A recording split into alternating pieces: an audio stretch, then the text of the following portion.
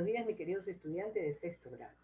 Vamos a hacer una clase muy importante en el curso de 7A sobre el origen de la vida. Todos conocemos que son bacterias, que son las algas, los árboles, los insectos, los mamíferos. A pesar de tratarse de seres vivos muy diferentes, son muy semejantes en su composición química. Sus células están constituidas por carbono, hidrógeno, oxígeno, nitrógeno, aminoácidos, ácidos nucleicos, entre otros. Es así pues que el primer paso para el inicio de la vida en la Tierra sería la aparición de este tipo de moléculas.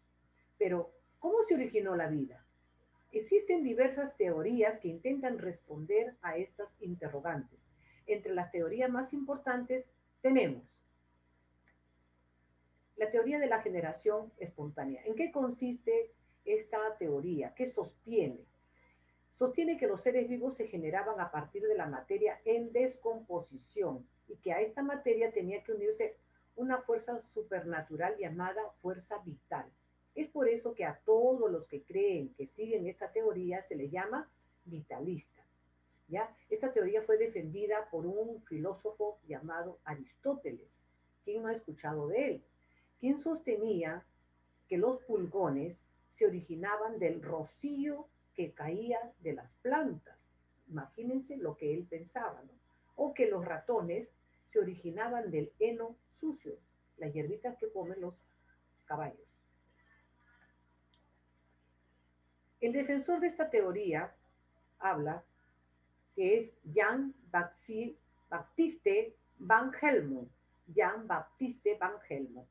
Él decía que las criaturas, llámese piojos, garrapatas, pulgas, gusanos, son nuestros miserables huéspedes y vecinos.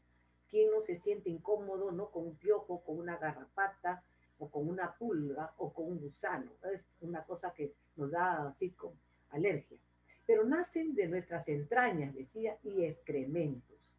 Porque si colocamos ropa interior llena de sudor, con trigo, en un recipiente de boca ancha, pasan 21 días y ese olor cambia, ese sudor se fermenta, surgiendo de esa ropa interior que hemos colocado en un recipiente, dice, penetrando a través de las cáscaras de trigo, ¿no?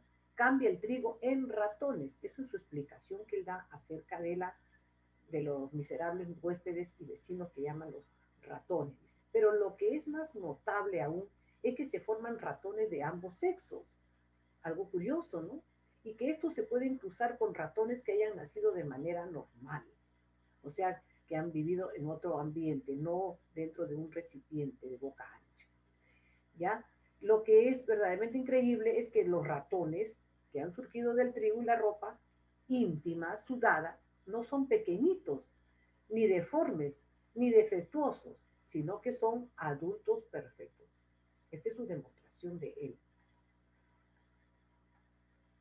Esa es la primera teoría que hemos visto.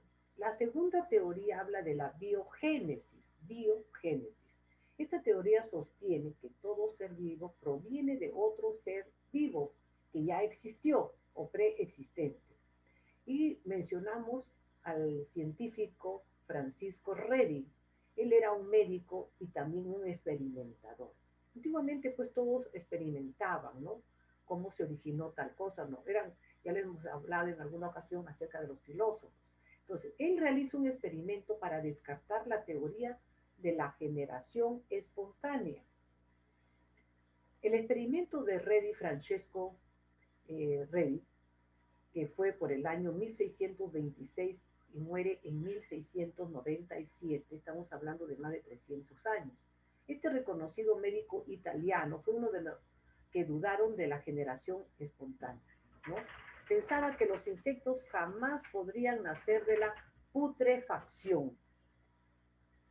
Con el propósito de demostrarlo, él diseñó un experimento, y aquí vemos este experimento que él utiliza, para determinar si se desarrollaban larvas, las larvas de las moscas, o sea, los gusanitos, o los huevitos que dejan las moscas, ¿no? Si no se dejaba a ninguna mosca adulta entrar en contacto con la carne, o sea, su experimento se basa en que utiliza un pedazo de carne, ¿no? Y la puso en 3 frascos.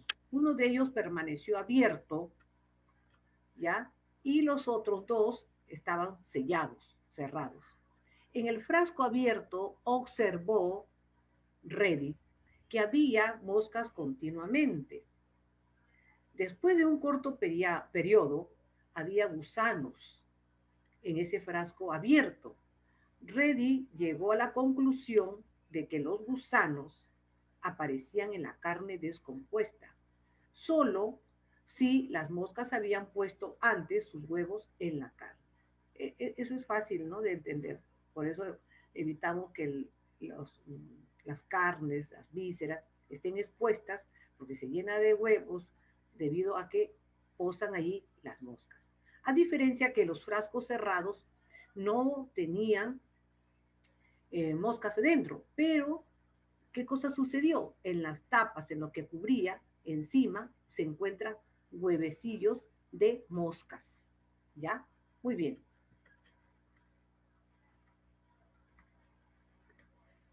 El experimento de Louis Pasteur. Él nace en 1822, fallece en 1895. Miren, ya estamos pasando de 600, 1600 a 1800, ya pasan como 200 años, ¿no? Siempre ellos con su investigación. Él realizó una serie de experimentos sumamente eficaces para demostrar definitivamente que también los microbios se originaban a partir de otros microorganismos. Siguiendo la recomendación de Ballard, utilizó 2 frascos de cuello de cisne, esos cuellitos delgaditos como vemos en la imagen, ¿no? A esto que tienen una similitud a un balón, ¿no?, de destilación, como utilizamos en los experimentos, ¿no? Que tiene boca larga y encorvada. Fíjense allí. ¿Cómo les llamamos a estos tubos, ¿no?, a estos depósitos? Matraces, y tienen forma de S, S. Cuellos muy alargados que se ven haciendo cada vez más, se van haciendo cada vez más finitos. Fíjense la diferencia que va de uno a otro, ¿no? Y terminan en una abertura muy pequeñísima. En cada uno de ellos, él metió cantidades iguales de caldo de carne. Se supone que tuvo que hervir la carne y ese caldo nutritivo que bota la carne lo metió allí dentro de estos frascos. Y bueno, primero tuvo que hervir para eliminar posibles microorganismos, ¿no? Luego ya él introduce ese caldo en estos depósitos, ¿no?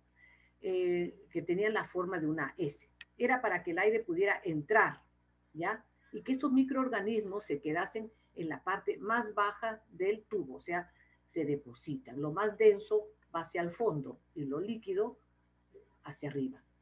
Pasaba un tiempo, observó que ninguno de estos caldos presentaba señales de presencia de microorganismos. Cortó el tubo de uno de los matraces, ¿ya? Los cortó. ¿Y qué vio? Cuando abrió ese matraz, tardó poco en descomponerse, mientras que el cerrado permaneció en su estado inicial. No había ingresado ningún microorganismo. Entonces, Louis Pasteur demostró así que los microorganismos tampoco provenían de la generación espontánea.